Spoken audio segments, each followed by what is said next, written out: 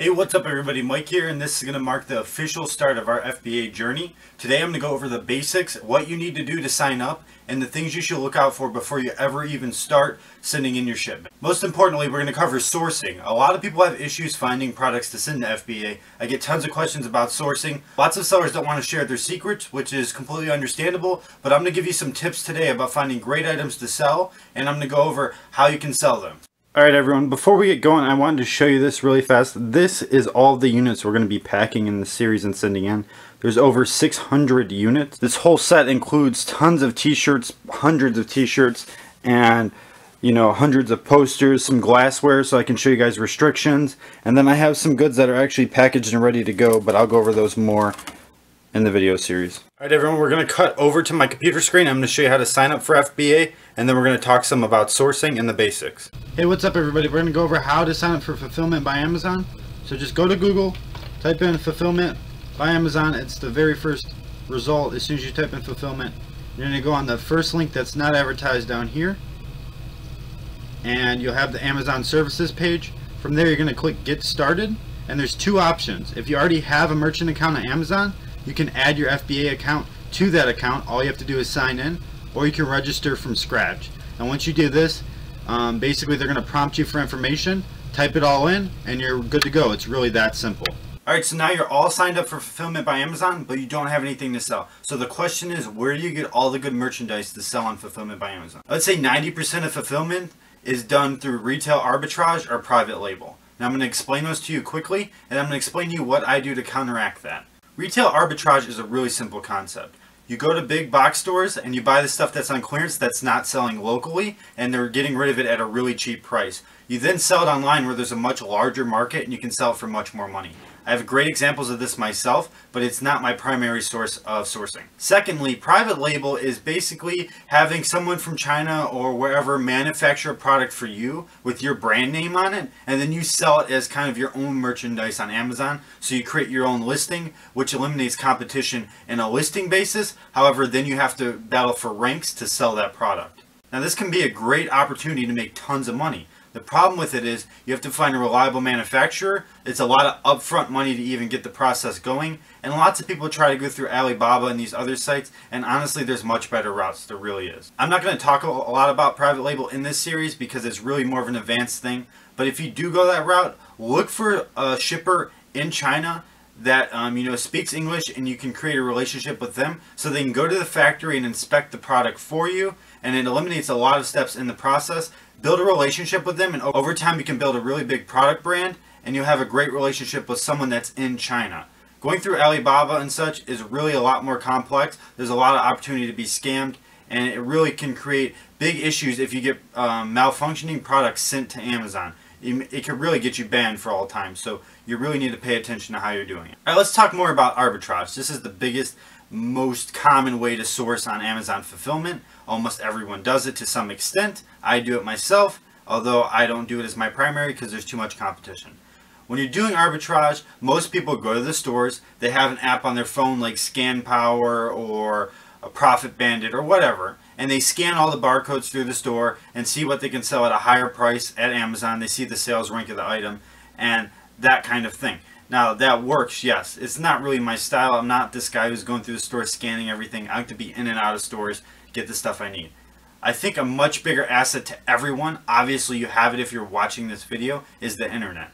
See, everyone talks about going to the store and scanning and getting all these great deals. I've gotten some of the best, absolute greatest retail arbitrage deals online, and it really there's a great opportunity for everyone to source online. I don't know why more people don't talk about it. I really don't understand it. And a few I'm going to cut to my computer screen and show you a few things, but overall my absolute best deal has been through online, and it's been through one of the biggest box stores in the world, Target. Target has a clearance section on their website. Right after Christmas I went to their clearance section and I noticed they had these Ninja Turtle beanie hats. And I noticed they had a product code to save 20% on clothing. And I waited about a week and I got a coupon through my email that gave me another 20% off. So these hats were $10 each, and I paid $6 each for them. I bought 100 of them. I paid $6 each for these hats, and they're selling for $25 on Amazon, and there was no competing Prime listers. So I sent them in. I labeled them at $25 each, and I'm almost completely sold out in just a couple weeks now. And it's been by far my best score, and I got it through the internet. The most important part about this deal is it was a major box store. It was their clearance section online, yet all these sellers managed to miss it. Now, I'm telling you this because the sale is long gone. The hats aren't even for sale on their website anymore. So I'm not worried that someone's going to go buy the rest up and then compete with me on Amazon. And in reality, I'm not too worried about that anyways. The point is, people are missing the most accessible routes of merchandise right in front of them. So now is your chance to step in and really just up your game and do better than they do. Now let's talk about the third way of sourcing, the way I like best. It's unique merchandise. It's thrifting. It's used goods. These are markets that are much less competitive in the Prime program. So I specialize in video games. I sell thousands of dollars worth of used video games through Prime. There's no competition, and this stuff sells like hotcakes. I'm not kidding. Everyone's talking about buying new products and flipping this or flipping that. I send in used video games all the time, and they sell perfectly. You can do this with so much other merchandise. I sent in used plush dolls that were in good condition, and I made like 6 times my money. These are much better scores than any of those new products will ever bring you. So I think it's far more important to realize where you need to be and where is less saturated. So my suggestion to you as a new seller is look for things that are less saturated and you can really grow and build your business upon. For me, it's been used video games. For you, it can be used plush dolls, or used kitchen equipment, or knives, and there's so many different things you can do. So I'm going to cut over my computer really fast. I want to show you some good opportunities to source online, which include clearance sites, some deal sites. Now, I would stay away from daily deal sites. They're a little oversaturated, but I want to show you a few places and talk about it a little bit more. Alright, so let's talk about sourcing online. The internet is the single most powerful tool you ever have as a seller anywhere. I don't care what anyone says. I don't care what they argue. It is absolutely the most powerful thing. It has so much information, has so much opportunity, and people just pass it up constantly. So to start out, do something really simple. Type in clearance at Google, right? You get literally thousands upon thousands, actually 361 million results for clearance. Just the word clearance. Now you can spend hours going through these and finding great products. But let's use Target as an example because I talked about it before. You come here, there's a huge variety of stuff. I'm going to click toys, although toys is something you probably want to stay away from. It's very saturated. And say you find a toy you like, right? This is why the internet's so much easier. Then copy the name of that toy and go over to Amazon and simply paste it in. Just like that, you have the results for the item. So you can order this from Target for $6, and here it is for $10.90. So you could make a little bit of profit on it, probably not a great deal. But more importantly, you simply scroll down, you have a sales rank, 15,000 in toys. That's great. You have a sales rank. If you were to put this item up at a lower price than the top price, I bet it would sell in seconds. I'm not even kidding. And you can check all this great viable information right on the internet. And you can compare it right to Amazon's site, which is so much more important than sitting there with the scanner hoping it's correct. I'm sure those things make mistakes, although that's not something to bank on. But the point is, you have the internet. This is such a better tool to source. I don't get why people pass it up. But just an example, scrolling through here, I mean, you have like Hot Topic, JCPenney, Home Shopping Network, QVC. I mean, these results are crazy. You can go through all this stuff, and this is how I source most of my retail arbitrage. But more importantly, I source a lot of unique goods, which sell much better. And how I source those is through thrifting, through eBay auctions, and things like this. So I'm going to show you eBay really fast. So I showed you guys before how I use Gixxen to snipe auctions. And if you haven't seen that, I'll prompt it up in the corner. Actually, it's this corner because I'm down here.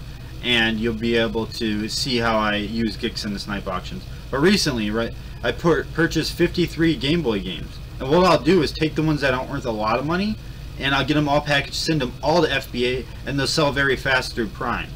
Right here, I bought 55 brand new video game and CDs and DVDs. Now, DVDs and CDs aren't going to sell well, but there's a few video games in there worth a ton of money. I could send them to FBA and make a crap ton of money, and I only paid around $30 for the lot.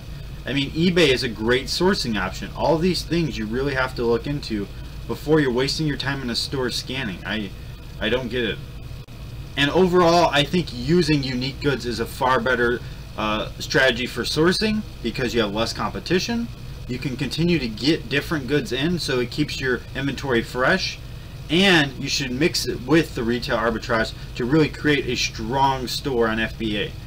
Alright, let's talk about some more great options for sourcing besides clearance sections in eBay and thrift stores. Another great section to look through is slickdeals.net. Now, I say stay away from deal sites. However, Slick Deals features lots of deals from lots of different places. And this is actually where I bought a bunch of Nerf guns and flipped them for like quadruple my money. So it's a great place to look for deals that aren't really popular and you can make good money off them. And the best part about this site is if you pay attention, you can actually look and see how many people have gone through with the deals, have clicked the links, so you can see if things are popular, and that way you know if you should maybe go with it or not. Now, the site has tons of different deals to go through. I don't want to click and go through them all, but I mean, there's everything from computers to apparel to toys and so many more you can look through. It's really a good opportunity to look through deals, see if you can find anything. Funny enough, a lot of the deals are from Amazon, so you have to watch out that you're not looking where you're trying to sell. Now, aside from that, there's a huge debate going on about what items sales rank you should sell. So like I showed you on the Amazon page, you can check the sales rank of an item. And now lots of people say they won't sell under 100,000 or 200,000, whatever. In all reality, if your sales rank is in the top 50% on Amazon, it will probably sell before a year's up. I'm not kidding. But if you want to stay safe, I say stay in the top 15%. This is about a year outdated, this information, but it's a general guideline. The top 15% in sales rank for books is 1.6 million. That's right. For toys and games, 123,000. For appliances, 300,000. Arts and crafts, 138,000. Automotive, 700,000. Baby products, 30,000. Beauty products, 100,000. Cell phones and accessories, 300,000. You know, computers and accessories, 1 million. You have up to the millionth rank to be in the top 15%. I mean, it's crazy. Video games is one of the smaller ones with 23,000, which I actually like because it's easy to tell if something will sell right away. Now let's move on from here. If you want to check a product's selling price, selling history, ranks, that kind of thing, there's a great website. It's called camelcamelcamel.com. Interesting name, I know. All you do is take the URL from the product, paste it in, hit enter. The product will then pop up, and below you have a sales rank. It'll show you Amazon's price for the item, third-party seller prices for used products, and then you can look and see what the trending price data is looking like. So for this item, we can see since July of last year, it's definitely dropped off a cliff, and it's kind of leveling out right above $10 now. You can do this with any product on Amazon to keep sales ranks, so it's a great opportunity for you to look and check items. If you keep this open with Amazon while you're searching online for deals and clearance, it's a great opportunity to look through, check your sales rank, really see what you got going on. Alright everyone, so that's essentially the very beginning basics, the things you need to know to sign up, and then what you need to do to get merchandise to sell on FBA. Most importantly, I'll always advise you take your time, learn about it, read the rules. Make sure when you find deals you don't put all your eggs in one basket, you really spread it out. And you know, this is going to be a business for you. Just slow down, make sure you make the right decision with your money always, and then move forward. When it comes to sourcing, I always advise never spend 20% of your disposable income on more than one product. If you do, you're really risking a lot, because if that product does not do well, you're going to lose all of that income. So make sure you're very smart with the amount of money you set forward. If you only have a couple $100s to source, then make sure you get multiple products with that couple $100. Don't just jump on the first deal you see, because it might not work out, especially when you're learning the ropes and you have no idea what's actually going to sell well. As with any business, you have to learn as time goes on. Yes, you're going to make mistakes. I've made mistakes. That's life. But make sure you don't make the wrong mistake by investing all of your money in one thing. Alright everyone, I thank you for joining me. This is like the first official episode where we went over something.